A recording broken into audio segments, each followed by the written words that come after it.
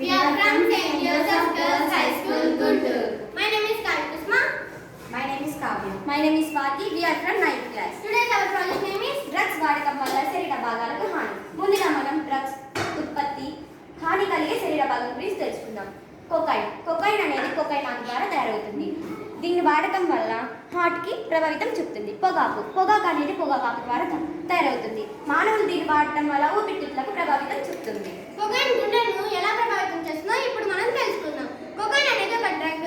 Cocaine కేంద్ర నాడీ వ్యవస్థను బాగా ప్రభావితం చేస్తుంది.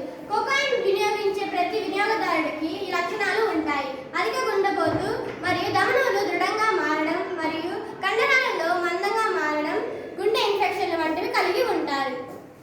పొగాకు ఊపిరితిత్తుల వల్ల పొగాకుకు హాని కలుగుతుంది. ఎందుకంటే సిగరెట్ మరియు చుట్టా వంటివి పొగాకుతో తయారు చేస్తారు. కేవలం వాటిని పీల్చే వారికి మాత్రమే కాదు, పక్కనున్న వాళ్ళకు కూడా హాని కలుగుతుంది.